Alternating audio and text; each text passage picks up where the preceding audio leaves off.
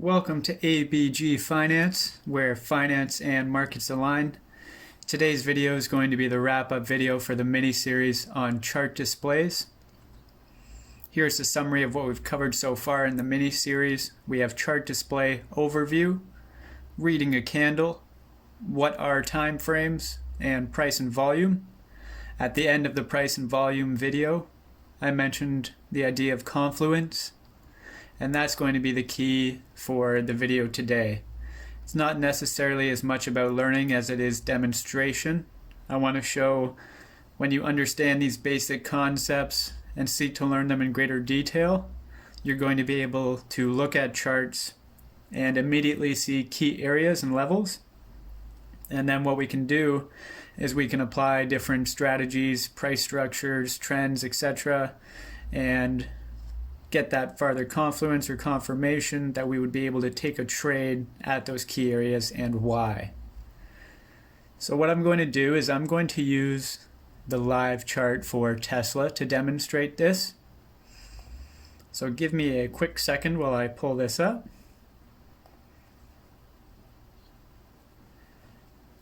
And when we click on TradingView, it's going to bring us to their home screen. This is where we can search our stock or symbol. In this case, it's Tesla. And that brings up our chart display for Tesla. Quick review, we've got the price on the right-hand side. We've got our volume bars on the bottom. Here's your settings menu. We've got our ability to search for indicators. This is where we could change the area, the visual, if we wanted to, as well as the bar style.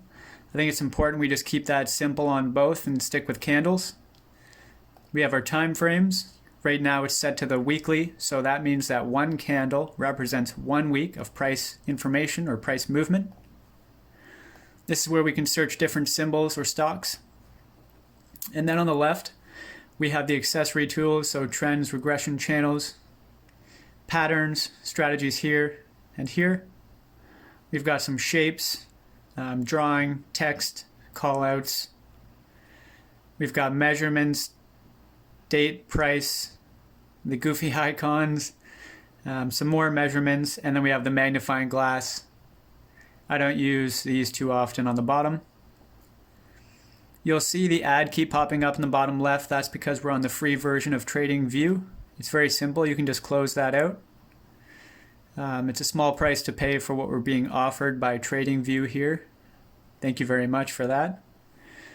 The other thing to note on the bottom, you'll notice another, what you might consider a time frame, but these aren't time frames. Think of this more of a time period. So if we click on the time frames above, if I switch it to 1 day, it's going to change my candle time frame to now 1 day of price information. If I click the 1 day in the bottom here, it's going to fit as much information from the last day as it can. And to do that, it's going to put it on a 1 minute time frame for us for each candle. I don't like to do it that way. I'd much rather just pick the time frame you want to be represented by your candle, and then use your mouse to scroll in, scroll out, or the magnifying glass, right? That super zoomed it there.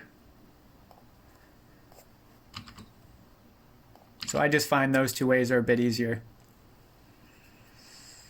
It's worth noting we didn't touch on support or resistance or supply and demand in the mini-series, and that is going to be a key concept in this video because that's what we're going to be using a lot of.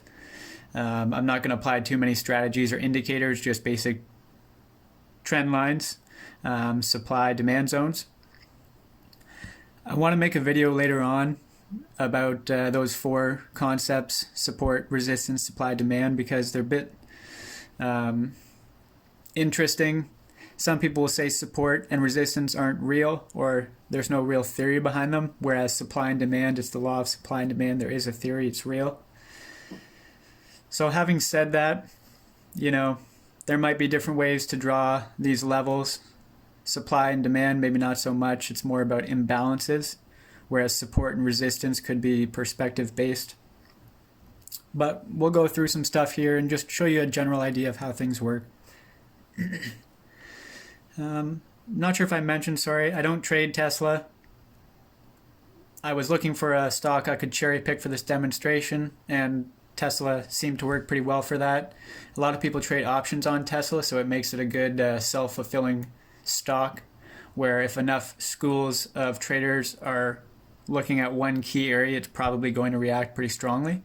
And I think that is what's happening with Tesla.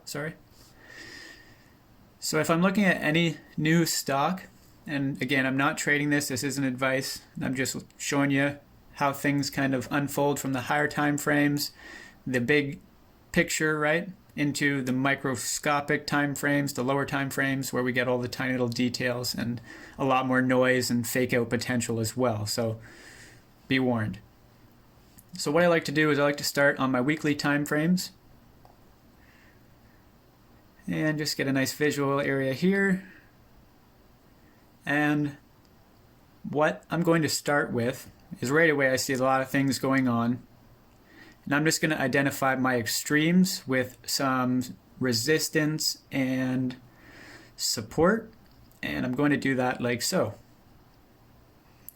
So I've got a touch point here. You could have started drawing that and continued it along. But because I'm getting to Tesla so late, those moves have come and gone. So I can just use them to draw my trend. And I'm going to keep it red for resistance. Down here, I could start back in May 2021. Because this is a weekly chart, it's going to show a lot of information over a duration as opposed to the tiny details. So I'm actually going to start my support a little bit more recent here. And I'm just going to carry this one out to equal it.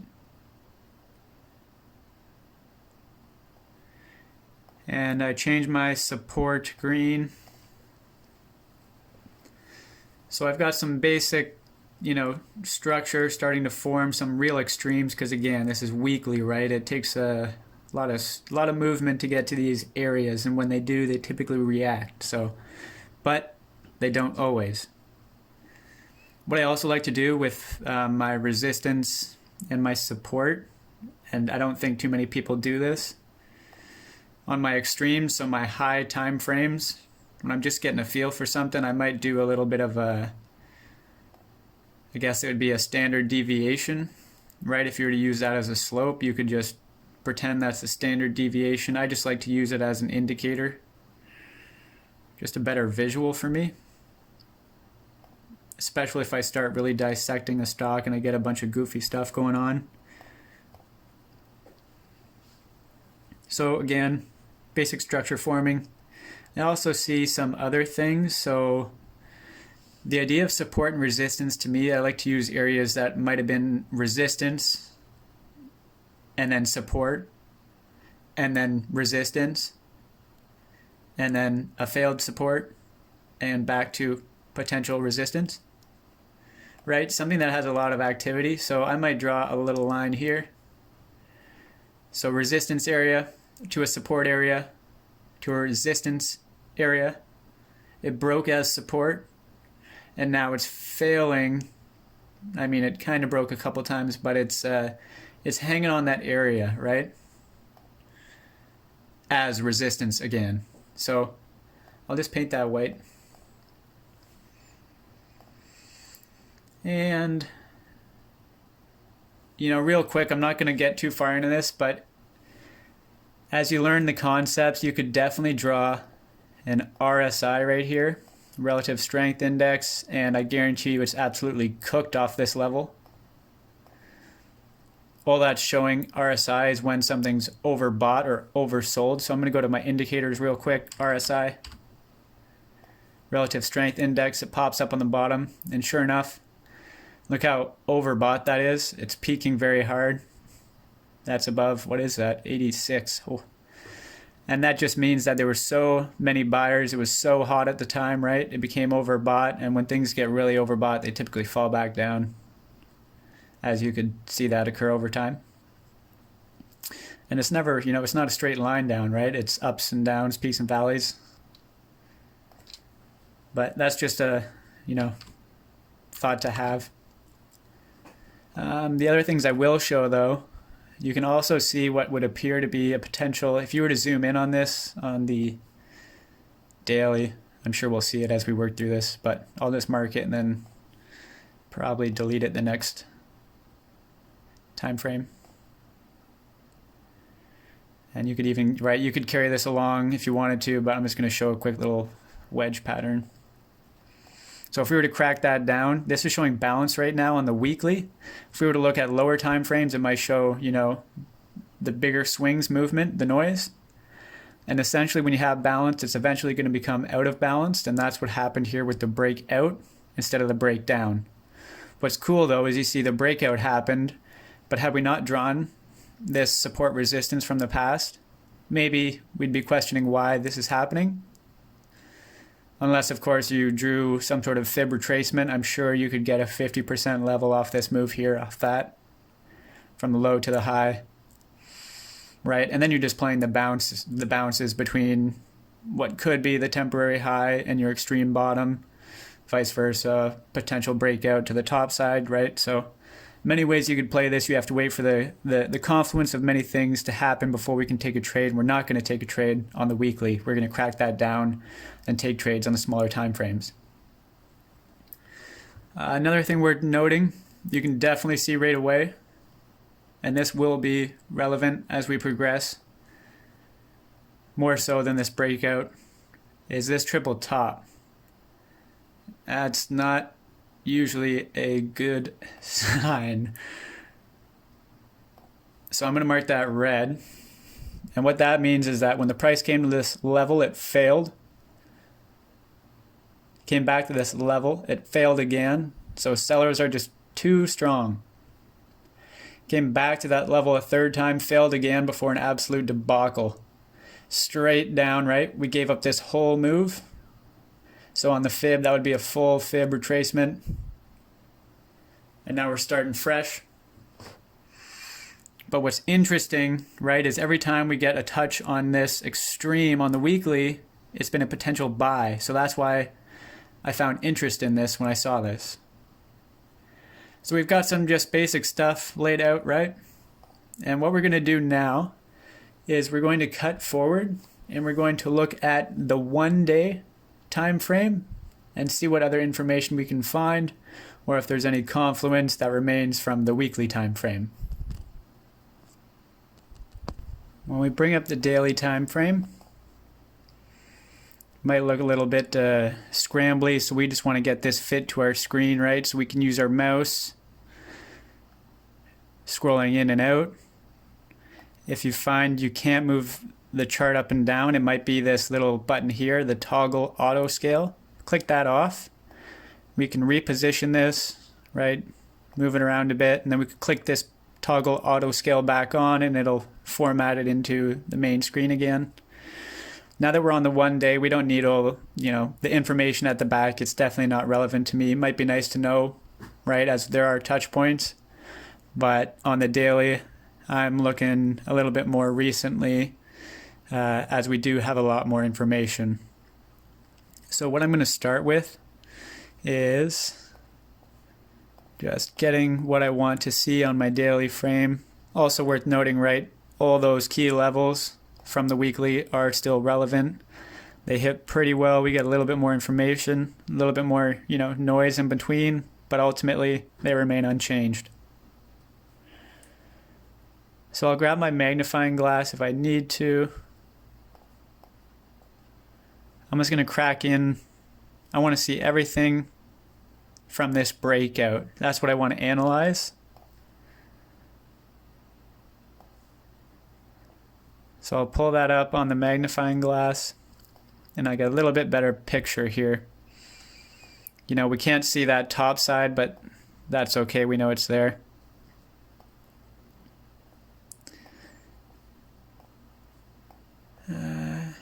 We will include it, I guess. So now looking at the daily, not much has changed, right? We get a better visual of this breakout. You see the areas have changed as well because, there might be a little bit different information. The candles might have hit different areas, different times, because the time frame has changed. But ultimately, I'm not really seeing too much on the daily that's any different. I still need to dissect farther to see what's going on down here. I will get rid of these breakouts, right? Because that's come and gone. This is still relative to me. We'll keep that there. And what you could potentially look for here, if you're playing some sort of fib level, you might pick right where the major swing levels are. And I'm just starting to learn and understand the Fibonacci myself, so I'm not going to get too far into it. But the basic premise, right, this is a downtrend. I'm picking just two major swing points, and this isn't a confirmed bottom, right? This could go lower, but hypothetically, if we were to use this as the full move down, if I'm looking to trade off this area on the daily, I might be looking for a move back to 252.28, right? That might be my extreme TP1 or my target price 1 on the daily before the next area of interest, maybe rejection back down or a continuation, right? But yeah, I'm not seeing too much else worth noting on the daily that's any different. So what I'm going to do is I'm just going to continue along. I'm going to go to the 1 hour frame. Right, so we can still see the bars, the candles, are getting a lot smaller. That's because now each candle represents 1 hour as opposed to 1 day, as opposed to 1 week before that. So they get a lot more microscopic, right? So we can't see as much of the bigger picture, right? So we can't see back to, what was it, May 2021 anymore. All we can see back to is February 2022.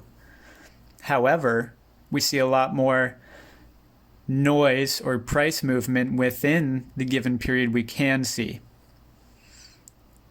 It's good, but it can also be bad because it can create those fake outs and reversals. That might just catch us. But what I'm going to do again, because I'm interested in what's happening now, is I'm just going to zoom in farther, looking at why we might be able to take a trade here. And at this point, right, you can see we're not even looking at that support resistance line at 296. We're so far below that. The only thing we're even looking at is just how our demand zone from back on the weekly chart is actually still remaining relative, right? So this is where we play, this is where it's coming from, June 2022, and today it's finding activity. This week, I should say, right? So today it's got activity. What's interesting here is this is where hypothetically we want to look to take the trade. So on the hour time frame, you might condense that even smaller. So I'm just going to pick up, let's do just the start of October from the gap down. That's a big area. And this whole time, right, before I do this, it's pretty obvious, right, the trend. If we want to plant a new trend, remember we drew the extremes on the weekly, the yellow areas, the extreme resistance and support. You can continue that on within the smaller time frames, right? So we can still draw trends, which is pretty darn evident wherever I'm going to start this, that it's down. So, that could be a trend, the big trend. Within that trend, something new has started right here, right? Until that trend broke. Now the trend comes down here, right? So, it's constantly moving. We're just trying to find the most relevant area, right? That's why I just like to play extremes, because the rest of this is noise. But planting that, we can see we've now got what could be a new resistance or tighter time frame, right, or time period from October 6th. We can see it's continuing down still, so we'd like to see at least a touch to that, right? And then, of course, you could also draw it this way. So we could see on the smaller scale, we have another period of balance, right? Remember we talked about balance before the breakout on the daily? So you have some balance here, some consolidation, and it probably wouldn't be as much consolidation if we're looking at a smaller time frame than the 1 hour. But you can see consolidation, that balance followed by a breakdown instead of a breakout this time, right? Into what might be considered a second period of balance. However, these prices are so low right now, and we have some economic data, the CPI reports, etc. coming up. I think it's making some people scared, and that's why it's creating this uncertainty, right? No one really knows which way it's going. However, it is holding its own on the hourly off that extreme from the weekly. Historically, it's paid when it bounces off that level. History doesn't always have to repeat itself. The stock market is a cruel animal. But yeah, that's, the basic of that. If I'm looking at the hourly, I still think that trade's definitely in play. I would probably mark something like this, bit of a resistance. I might draw, maybe even keep it a little bit, you could draw it straight across, right? However you prefer. I'm going to keep it on that little bit of a trend down. And I might even put also just a tiny little, I'm just going to slap it down real quick, but when we zoom in, we'll see this better. This would be a supply zone. So in theory, the real small scalp would be off the extreme on the weekly to this little last breakdown area on the hourly. As we progress further, right, let's go to the 15-minute time frame and we'll just finish up there and see what we can find. So again, it's looking a little funky here. I'm going to get this fixed up a little bit for us.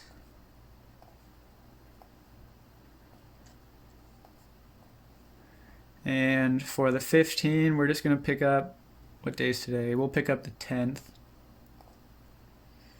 That kind of shows this week so far. This week period, but on a 15-minute time frame where each candle represents 15 minutes.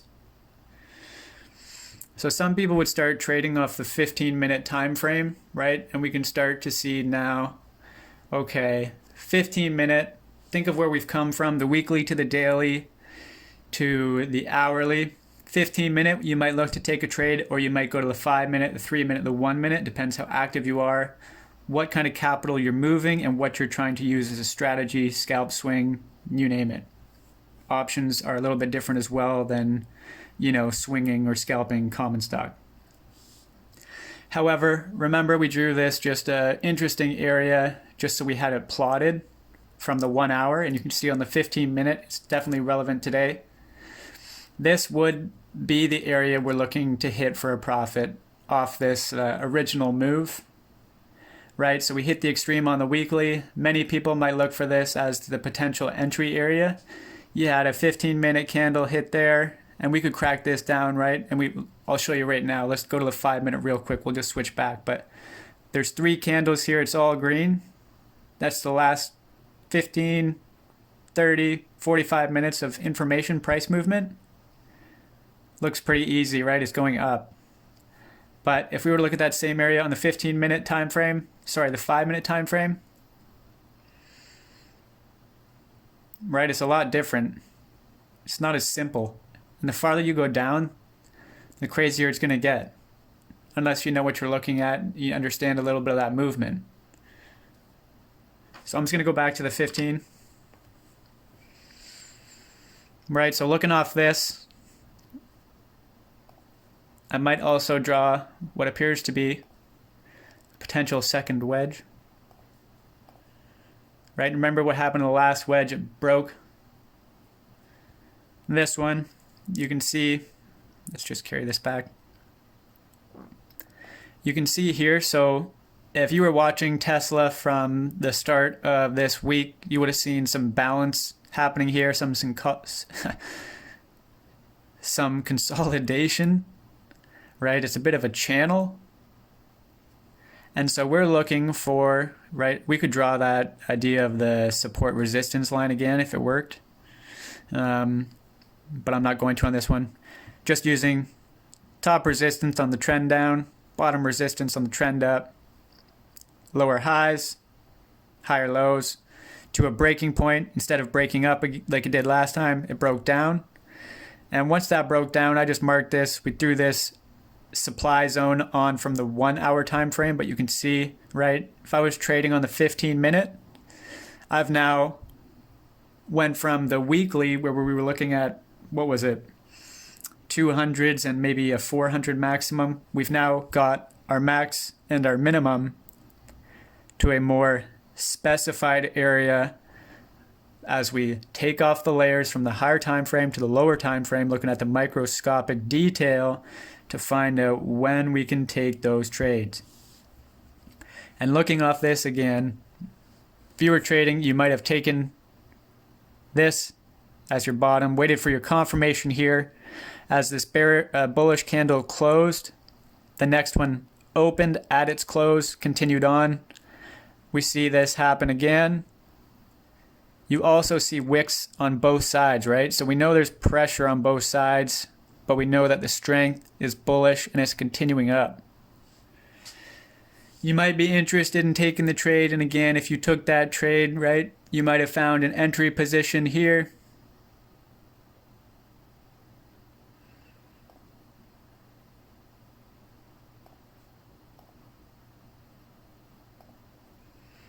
So this level might have been your entry. You had a candle, a bullish candle, open at the previous candle close, and both that level is above the last bearish candle.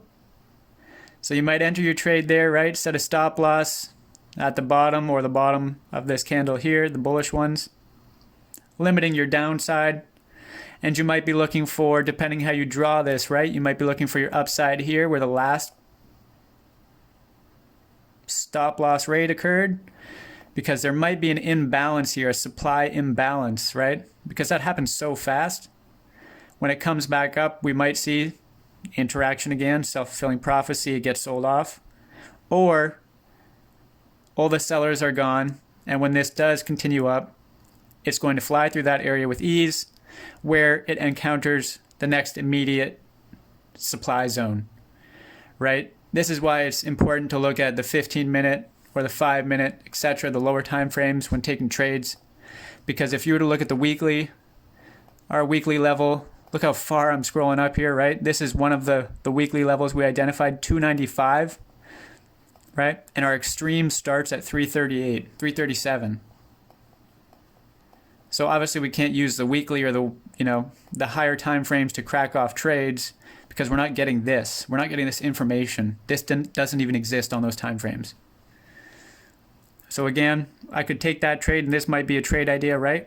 Quick little move, quick little scalp. If you're an options player, this might be a potential play. For me personally, I can't do this. Scalping commons. What is that? 200,000. I'm not going to put that down. Don't have that to put down on Tesla common shares for a tiny scalp, right? The play would be options here. Quick little moves. What else could we do here? There might even be some sort of fib retracement here. Again, I'm not too familiar with those.